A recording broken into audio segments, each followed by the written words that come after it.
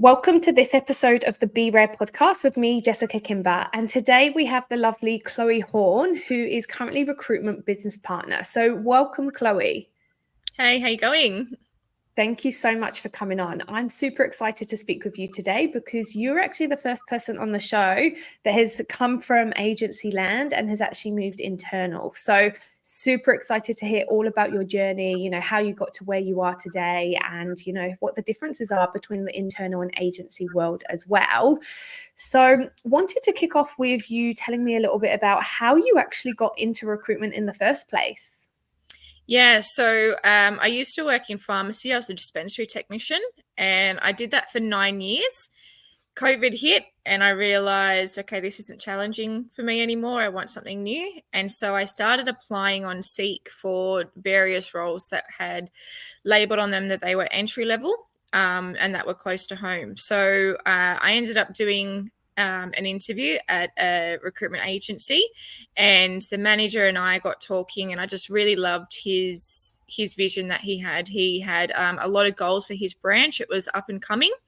He had, very few staff. He had new clients coming on, and he was just really focused on, making sure the clients were satisfied, making sure his roles were filled with the right people, and just making sure that, everyone in his team kind of benefited and got uplifted in that process. Amazing.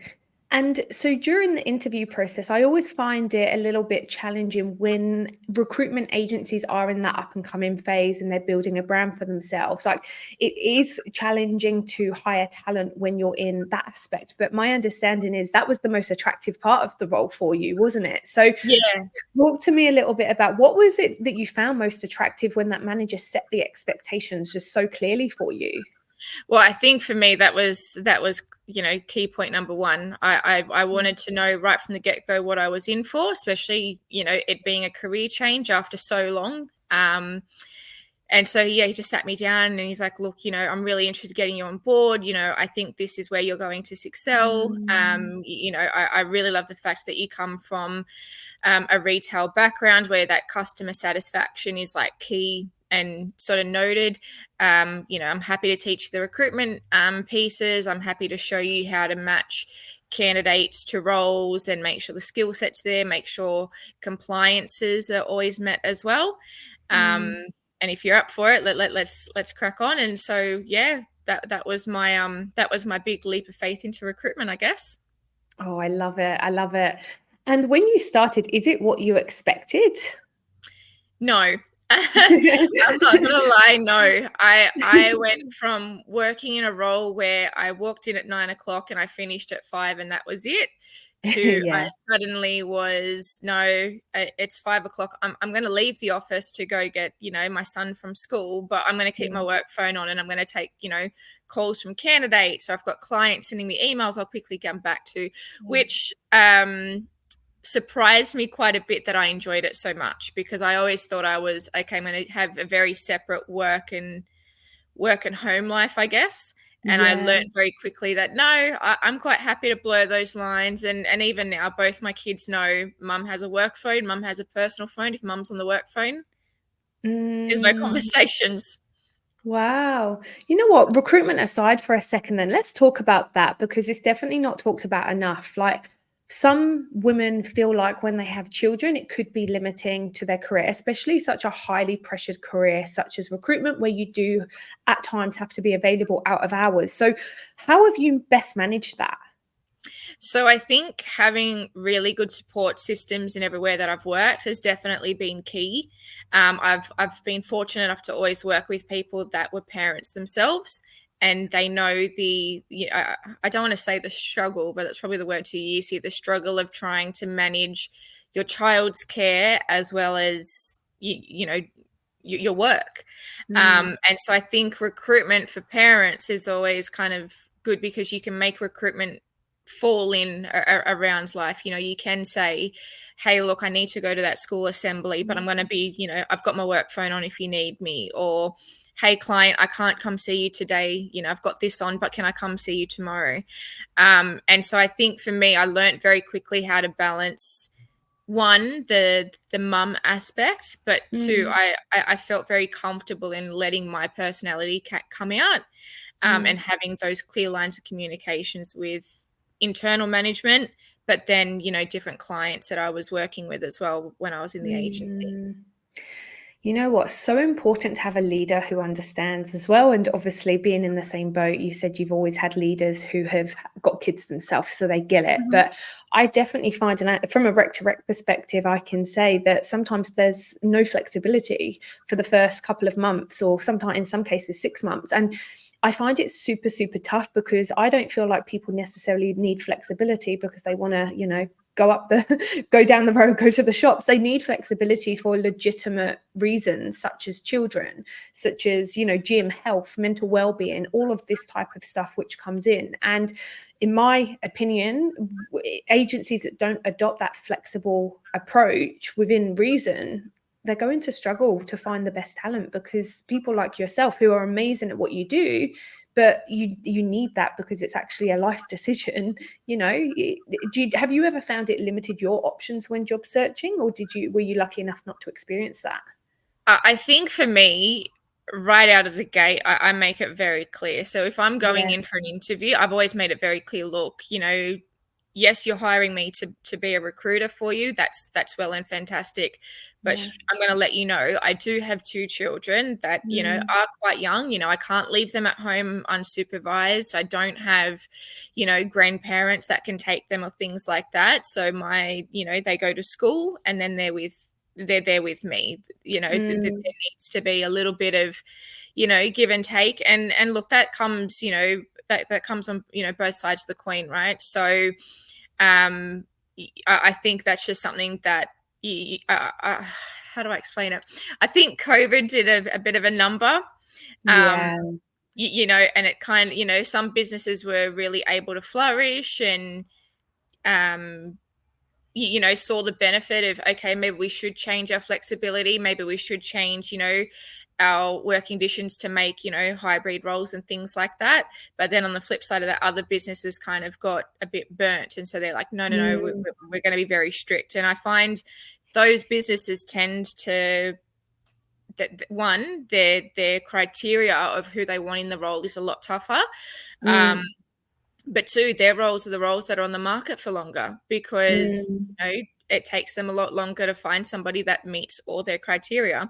Whereas, other businesses, they can go, well, okay, on paper, you've got the skill set I need, but that's the condition you've got. Cool. Like, let's see what happy medium we can come to.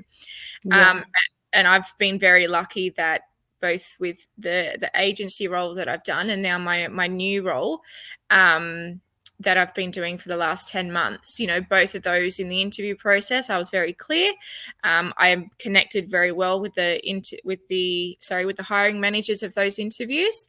And then I was able to continue those solid working relationships with those managers throughout. Amazing. I feel like you've done the perfect balancing act, which is not always easy. And look, just going back to that first role, the first agency you joined, the up and coming brand, where they were wanting somebody in a tough role, realistically it was. So talk me through, I guess, your processes, because I know that you were ultimately like building the team, building the accounts. It was ultimately a fresh startup, wasn't it? Like a fresh new setup. So how did you go about, let's just say you joined the business. What then happened? What was the setup? So I started off as the recruitment consultant. So I literally was in the office. I guess you could say I was doing the admin for the team. I did a lot of the rosters for the casuals. I did some, point of calls. Hey, are you still interested in this role? We can start you tomorrow. We can start you next week, whatever the case might be. I'd have, casuals call up and may say, hey, I've got a pay query. I'd help the account manager in liaising with their site to get those sorted out. So I did that for, I'd say, probably about 6 to 8 weeks. And then I was given my first client to be like, okay, you're the account manager here. You're going to have to go out and do the inductions and things like that. Very quickly, within 6 months, I had a caseload. I had clients that I had either inherited from other account managers that had come in, or, throughout the business had done, some business development meetings and things like that and gained new clients that way. And then within 6 months, the business kind of went through a bit of a change. They had some staff leave and things like that. And I was lucky enough to be given the team leader role of the branch. So with that, I then was able to be part of the process to hire some new staff for my office. And a lot of those staff either had a HR background but needed the foot in the door to get into recruitment and then build their HR career, or they were casuals of mine that were working for me at sites already that I was like, hey, look, I think you could actually do this on an account manager level. Do you want to give it a try? And we saw a lot of success. We had the branch in profit. We had, clients really happy, giving us really good reviews. We had roles come in and, by end of the week, if not the week after, they were filled and rolled back out into the prospective business that we needed them to go to. And so, within our first year, we managed to grow the branch. I think it was up like 8 or 9 clients, and it was up about 150 casuals working. So that was fantastic for us, for a group that had never really done a lot of recruitment. Something I'm still quite proud of. You should be. That's huge. 5 years later. But so that was that was the kickstart of that. And I was just like, look, guys, we've got to be transparent with each other. If you've got something going on at home, you tell me. I can help you manage it. Something going on with the kids, you let me know. If I can help you, I will. But I need you guys to do the same thing. And I had a team that were literally as devoted as I was. They were getting up and doing the 6 a.m. inductions. They were, all right, hey, I'm going to go get lunch for everybody. What does everyone want? Quickly go out, grab lunch, sushi or whatever, come back in, keep going on. So, and it's really funny because I still talk to all of them today. That's amazing. Honestly, it's such a good success story because the startup world in agency land is tough. It is so tough, and there's no sugarcoating that. It doesn't matter where you work. It doesn't matter what industry. It's tough. And I think finding great consultants, especially those who are more green and they're in their rookie phase of their career as well, and actually, I guess, embedding those traits that are required to be successful, that often comes back to how they're led as well. Yeah. And it also comes from the leader, because they will look up to the leader and aspire to be like that or achieve the same results. So it definitely sounds as though you've been someone that's just like jumped in head first, not thought about it overly, and just gone, you know what, I'm going to make this work and get on with it. When you were hiring, did you kind of look for people who had that about them already? Like, did you know that that's what you wanted, or did it just kind of work out that way? So look, when I hired the 2 HR ladies, I'll say, it definitely was just coincidental that it worked out that way. I was very lucky that they were fantastic. But once I had them working with me, I kind of it was actually our area manager. She was like, look, Chloe, I think, we've got 2 casuals on site that we may be able to make into team members of yours. And I was like, oh, yeah, okay, we'll interview them and see how we go. And then she told me their names and I was like, well, that one, yep, let's go for it. That one, I'm not so sure I really want to do the interview. And now it's really funny because, both those guys, I'm calling them almost on a weekly or fortnightly basis to, catch up and see what's going on and how they're going. So it works. Yeah. That's amazing. And you were in that role. How long in total were you there? So in total, I was there for 4 years. So I had, 6 months into it, I became an account manager. A year later, I became the branch team leader. Then they did a company restructure. So they actually moved the branch and they combined 2 offices together. And so I became the manufacturing team leader. So all of the manufacturing clients, me and my team kind of looked after them. I then had my beautiful daughter and thought, you know what, I need a new challenge. I need something to kind of excite me again. And I was approached on LinkedIn for the role that I'm doing now. And that was my nosedive into internal. Amazing. Had you considered internal before you got that LinkedIn message? No, Never. So funny. No. Hey, it's so funny. Oh, sorry, you go. Oh, I just gonna say, it's so funny how things turn out, because you had no intention of doing that necessarily, but now you're loving the position 10 months in. And it was really funny because every other interview that I had had while I was interviewing for this internal role, they were all agencies. And Mm, and all of them kind of had something that didn't scream out to me. You know, they were a bit too far away from home, or, you know, that they were a cold desk. mm. You know, which I was like, oh, cold desk is always either a good thing or a bad thing. I don't know. Um, and then, yeah, as I said, I was just fortunate enough to really connect with the hiring manager in my interview, and that's what got me my leap of faith into what I do now. Mm. Well, we're in a people business, and I think the way that you've brought into your leader during that interview process is in some ways the way that our clients or our candidates or even our hiring managers in internal, it's the way that they connect with us as well, right? So it's so important to build those in-depth relationships, as opposed to just, we put bums on seats, we're transactional recruiters. Even if we recruit, well, to be honest, any level role that you recruit, that same method applies to. And it sounds as though that's what got you over the line, which is amazing to hear. But talk to me a little bit about the differences between agency to internal. What's the main changes that you've experienced? So, look, I think for me, the biggest change that I had to get used to very quickly is I'm actually hiring the people I have to work with. Um, as direct as that may sound, you know, in agency, it's very easy to sometimes switch off and have that transactional state of mind, because Mm, at the end of the day, they are just a number that's going to go to a client, and you may bump into that person once a month if you do a site visit, but otherwise, you're not really, you know, you're not really going to have much interactions with them.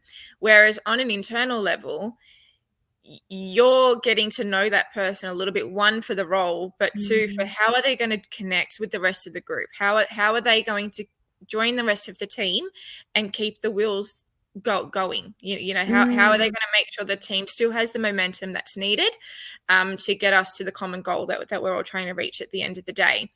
mm. Um, and I have to admit, I actually prefer it. You know, Yeah.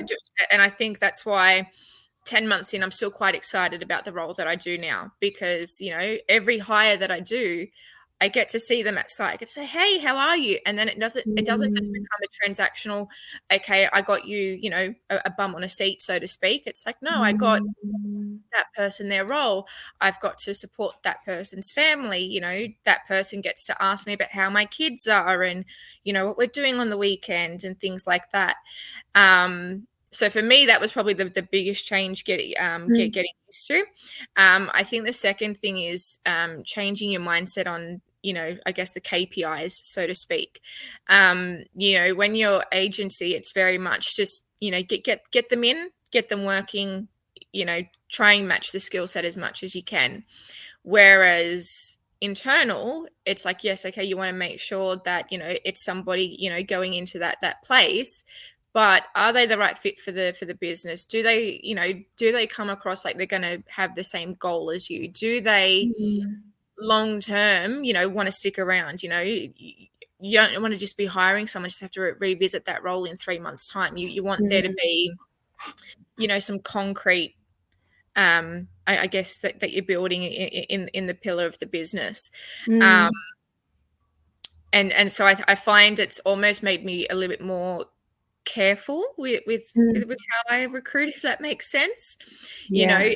it's like, you know, just because there is that more of a personal aspect, um, Mm. which I really like. I yeah, I don't know. Yeah, no, I love that. It's such an interesting way to look at it as well, because yeah, you're literally colleagues with the people Mhm. that you hire at that point, right?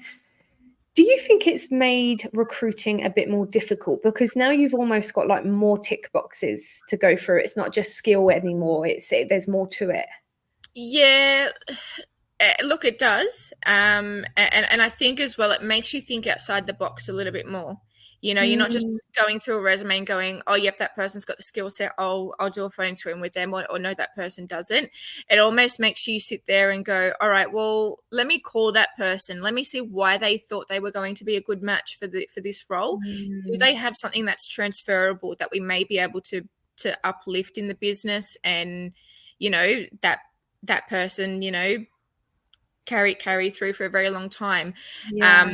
I think it just makes you a little bit more considerate, I think is the word I'm trying to say, Yeah. in the process. It makes so much sense though when you say it like that, because like as recruiters, we get paid a placement fee in agency to place that exact role at that moment. Where that person's career path, whilst we have a level of care, we want to put them in the right business, it's kind of out of our control. Whereas Mhm. when you're internal, that you are so well versed on all of the different departments that it becomes more important, right? Because you're like, right, could they go to here or there, or what opportunities is there for this person long term? That's the biggest change I've found in my Mm, recruitment approach, I guess, since becoming mm. internal, is when I hire somebody, it's not just, okay, I'm hiring them for that position only. I'm thinking long Yeah. term. Okay, long term, we do have this in the business plan to grow. We do have this department that we may be looking to expand. We do have these trainee programs available that we may be able to get them into to give them the longevity that they're looking for. And I don't think that's something that a lot of recruiters consider a lot of the time. It's just, Mm, let's get them in. Let's get that ticket crossed. Let's get that fee. Let's get that KPI marked off for the month. Whatever mm, that particular recruiter's mindset is. yeah. Um, I think it's something as an industry we probably need to look at improving, I guess. Yeah, look, absolutely. I think there's a big shift in the market at the moment between the more transactional mindset to a relationship driven mindset. I feel like where agencies are struggling and falling down is if they don't have this relationship and long term mindset and they're just focused more on the short term, they're seeing a lot of drop offs and a lot of, Yeah. non repeat business. So, whilst it's agency and internals, two very different things, I definitely can see a bit of a shift between the mindset becoming more, I guess, relationship driven. Mm-hmm. I'm curious to know though, because you're in the business and you have conversations all day, every day about the business, about the departments, the hiring managers, like I assume you have like coffee or chats in the kitchen, right? So you know them on that more deeper level. Do you think that your recruitment approach has changed to the way that it's changed because of that as well? Or do you think that's just a coincidence that, yes, you know the business more, and coincidentally, your recruitment approach has become more relationship based as well? No, look, I think there's definitely an emotional attachment Okay. that comes with it. Yeah. And I find as well that can sometimes make things a little bit easier on one end, because you feel a little bit more comfortable to go up to that hiring manager and say, hey, look, I know Mm, this person's not going to tick every box that you gave me in the position description, but I want you to, would you consider interviewing them anyway? This is why. mm. And sometimes it actually works in your favor, because that personal relationship they've got with you makes them kind of have a bit of faith and trust in you. Yeah, Um, true. and it can help you. Yeah, so true. I think as recruiters, our credibility and that level of trust, whether it's internal or external, that's when people listen, and that's when we can do Yeah. the advisory part of our role well. I know also in internal recruitment, there's a bit of a misconception, I guess you could say, around internal recruitment's easier. Now, I would maybe disagree with that. I know that the volumes are sometimes a lot different to agency. You can't escape, you don't fill a role, you can't escape it. It's on your dashboard. So, talk to me a little bit about, I guess, the volumes in internal recruitment and, how you manage your time there. So look, I think for me, I'm an internal recruiter, but I do bulk. So as I Mm, said before, I'm in the transport industry now. So I look for a lot of bus drivers. So mm, that does consume a lot of my recruitment time, I guess. That is something that, day in, day out, I'm looking for. I'm trying to get at least, 5 new people a day that I'm either going to send for a pre-employment medical, or we're going to get through the next stage of a recruitment assessment, or whatever the case might be. So I think how do I word it? I think I'm probably lucky in that way that I landed a role that, yes, was recruitment, but it did have a big internal space. But what I do find is it makes you more time conscious, I think, because like for me, so on my desk at the moment, I've got my bus drivers, which is one part of my role. And then the other part of my role is I'm looking for, some mechanics at the moment. I'm looking for some panel beaters and things like that. And so I find myself almost going, well, okay, look, I really want to be part of this little project that's like a HR thing, which is where I'm, looking to grow into and things like that. But can I put that on my back burner? Because I really want to have a look at this ad today and see if there's any new applicants that I want to bring forward for an interview. So I think sometimes being in internal, it makes you able to prioritize a little bit more. Just because you want to get that role sort of filled, because how that one little role can impact into the business. It's not an internal stakeholder or a client kind of yelling or screaming at you saying, I just need it.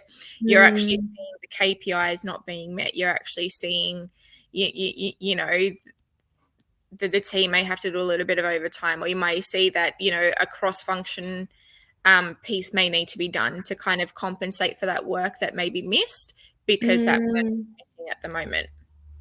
So holistic, isn't it? Is the recruitment and HR team combined in your current company? Yeah, it sounds like there's a lot of HR crossover there, which is such an interesting role. Yes. So that's that's where I'm very lucky. I came in and it was literally I was hired just to recruit. I wasn't meant to be doing anything else. But I think because of my past exposure to my other clients, where I got to see how different operational teams kind of worked and things like that, I was able to sit down with the ops manager and say, all right, look, I need to know where you're thinking your numbers are going to go, because that's going to help me, and it's actually proven to give me some success as well. It's like a little bit of forward planning that wasn't expected out of my role in the beginning has made its way into the business and is now a key part of the business as well. It's like, all right, let's make sure every step of that process, recruitment are a part of that, so they know where the recruitment planning and strategies need to be. It's like the roles evolved as well, isn't it? I guess it's all trial and error as well, isn't it, in a new role, and figuring out, is there anything better to do? How can we make this easier for everyone involved? And it sounds like you've gone in and picked that up, which is awesome. Something I wanted to ask you as well, because in terms of the internal side of recruitment, what typically happens if recruiters can't fill the roles? Let's just say there's either too many positions on the dashboard, there's an influx of roles, it's time, someone's on leave, all these different challenges. Like, what typically happens in the internal recruitment world then? So look, where I am, we do things, I guess, a little bit differently to how some other businesses have, from what I've kind of heard with other connections I've got in the industry. We're very big on what can we internally do to upskill someone. We quite often will if we know someone in one of our departments is going on a holiday, we may see if there's a way that we can make that into like a relief role and bring someone in as like a relief, so that person can get on the job training and upskilling in that field that they may be interested in. We pay them their wages and everything else that they would normally be getting while doing that role, but I find sometimes that can actually be a big benefit for us, because it then means that perfect example, one of my drivers recently did a relief control center role, and they at the end of the 6 weeks were like, Chloe, that was fantastic. If that role comes up again, whether it's a relief role or it's something that's going to be looking at in like permanent, can you let me know? And so that was just a little holiday coverage that someone went on holidays for 3 weeks. We brought them in for 6 weeks, so they got three weeks of training, and then 3 weeks they did the relief role. Wow. And now I've got someone literally every couple of weeks, he sees me at site and he's like, is there anything coming up? Like, I'm itching to get back in there, you know? And so I think that's a different approach that like our business takes that Yeah, maybe a wow. lot of other businesses may not consider.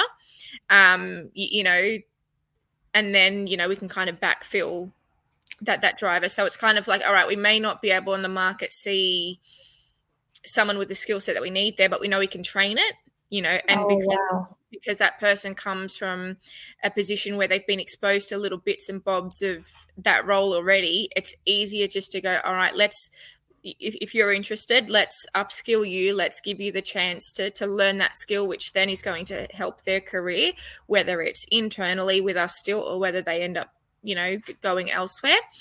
And then we just backfill, you know, like we look at those options, because sometimes you're not going to get, you know, so sometimes you're not going to get the skill set that you want on the market. What a great opportunity for everyone involved, though, because it's like the candidate gets to diversify their skills and potentially follow another career path. The company addresses a talent shortage and has an immediate solution to their problems. And what comes with that is a huge cost saving and a huge time saving to the business as well. But the candidate's happy and they feel like they're getting looked after, which then retains the employees as well. So it's like the way that I'm hearing you speak, I'm like, that comes 360, that comes all around, right? It's a win for everyone that's involved. Yeah, and it's really funny because, you know, I found as well that then kind of feeds back a little bit of positivity into the rest of the workforce. Yeah. You know, so it's, oh, okay, you know, that they've actually done that for that person. They've actually looked after them. They've actually given them the skill set they want. They've actually given them an idea that they want to, you know, yep, I do actually want to progress more in that field. I don't want to just be here forever doing this position. It gives them an opportunity to consider something they normally wouldn't think about. You know, they'd normally just go, well, I don't have that skill set, so it's not for me. Where now they can go, actually, you know what, I do. I love that. That's amazing. I'm wondering as well, in internal, is the recruitment process, so when I say recruitment process, I mean the sources and the channels that you would use to find candidates, is that any different, or would you still use like the standard like adverts, Seek Talent Search, LinkedIn Yeah, so Recruiter? look, I use, you know, Seek Talent Search. You know, you've got your Seek and Indeed websites you can advertise through. You know, social media is getting bigger and bigger each day for recruitment, so that's always on the top of our list. But again, you know, we've got a refer a friend program that's always running. So if our drivers know anyone that wants to become a driver, they can recommend them. You know, if someone in our white collar space knows someone that may want to come in and either do a relief role or do a temp role that we've got going, that refer a friend bonus is there. You know, quite recently we had an admin role that we've got going for, you know, a couple of months, just because we've got a new project internally being made up. We've ended up bringing in you know, a common connection. So someone in our office, he knew someone that was interested and brought her in for the interview. We interviewed her. She was a great candidate. She was fantastic, and she recently started with us. Which, you know, I think a lot of recruiters these days, they just sort of go, well, right, I've done Seek, I've done Indeed, I maybe touch social media. That's it. You know, if it's there, it's there. If the market's not responsive, then I've done my job. And it's like, well, no, you've got to be more creative thinking.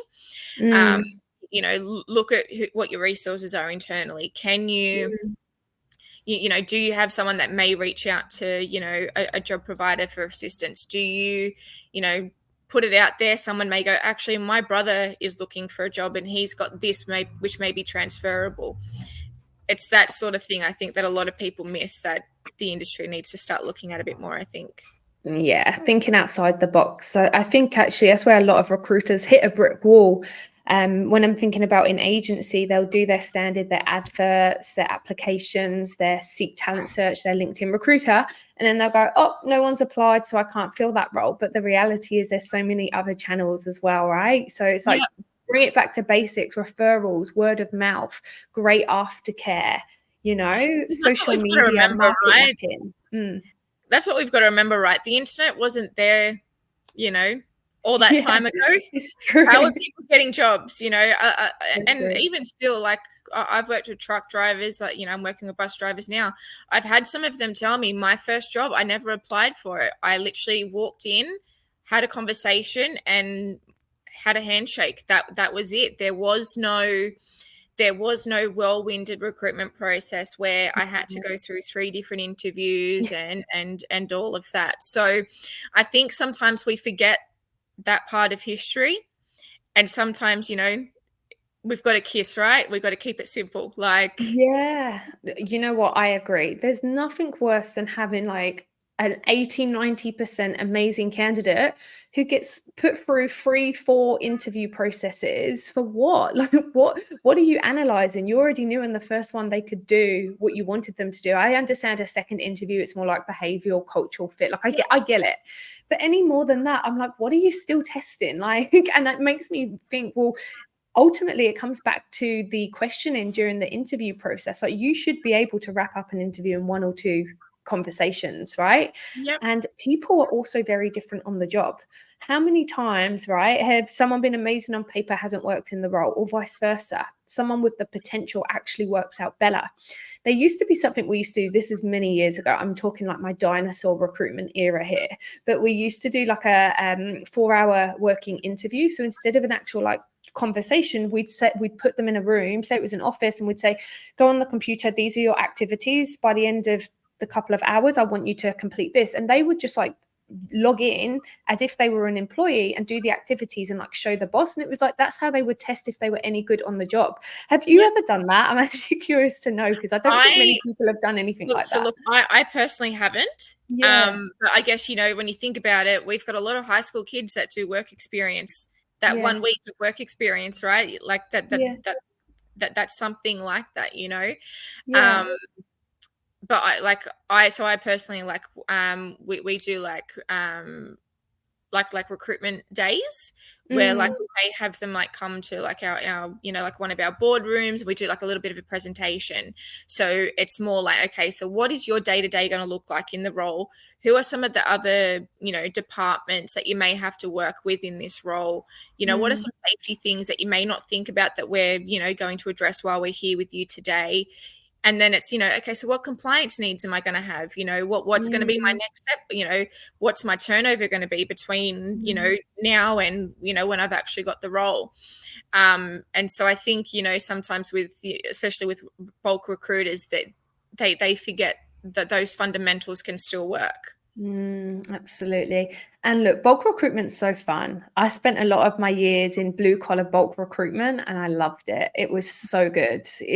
You've always got momentum, you know, there's a lot. Yes, you definitely get your champagne and razor blades experience, as all recruiters do, but you get so many wins on the board per week that it's a lot easier, I think, to keep momentum. I think some desks where it's a bit slower or it's like real white collar perm, you only get like 1 or 2 wins a month, and like 98% of what you do is, you know, not failures, but not getting what you want at the end of it. So there's a lot of fun to be had in that. Yeah, I think that's why I'm very lucky that my desk is quite balanced with, you know, I've got the bulk part, but then I've got, you know, my white collars as well.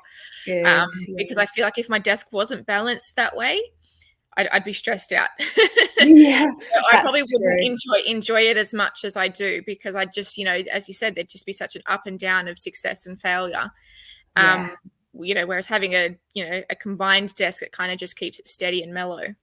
I love it. Love it. It's the dream. Well, it sounds like you've done so well, and it's been great hearing your story. And I especially love as well how you've been really clear on your expectations about being a mum and that personal side of things as well. And it goes to show that, you know, it can happen and that the opportunities are out there for people who do want a career and do want to have family life as well. So yeah, look, that's ultra inspiring. To round up this podcast, I always ask all guests, what are your top 3 pieces of advice for recruiters who want to really excel in the industry? So I think one, which we've already touched on, is manage the expectations from the get-go. I think too many people, they're almost afraid to be upfront and honest in their interviewing process. You know, they're so, you know, whether it's they're very interested in the job or they're desperate for the job or whatever, that they almost become yes men, and they're just happy to say yes to, you know, whatever's put in front of them. And it's okay to sit there and say, look, you know, I may need this, or, you know, look, that salary doesn't quite work for me, you know, is there more that there's going to be offered, you know, or asking about the entitlements that the business works. Because at the end of the day, you've got to think about it that you spend more time in this place than you do sometimes with some of your family. You need to have it enjoyable, right? We're not robots, we're humans. We need that human piece of us. And so I think that's probably my biggest piece of advice there. My second piece of advice I'd say is, look, if you're getting started in the game, I would recommend don't be shy. Don't be afraid to let people see you for who you are, because a lot of the time that's going to be your little it factor that they go, yep, I want to work with that person again. I've been away from agency now for a year.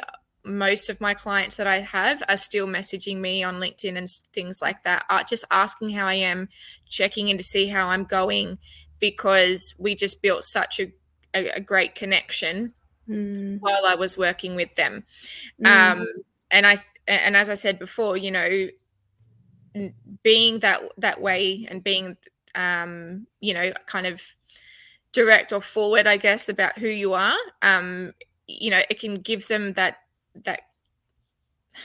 barrier of trust, or, you know, the beginning steps that you need to take to get a really good working relationship that can benefit both parties. Amazing. And I think my third piece of advice would be, don't let the bad times, I guess I'm trying to say, don't let the bad times get you down. You know, there will be times where you'll be sitting at your desk and you'll be going, oh my gosh, I am not having a win this month. You know, you know, I've made some horrible placements, or, you know, I can't seem to find the right person on the market for this role. Keep going, okay? Because you know, you do end up getting that big W, and it makes the wins that you do get just so much better. Yeah, I love it. 3 really great pieces of advice, and I think definitely relatable for me as well.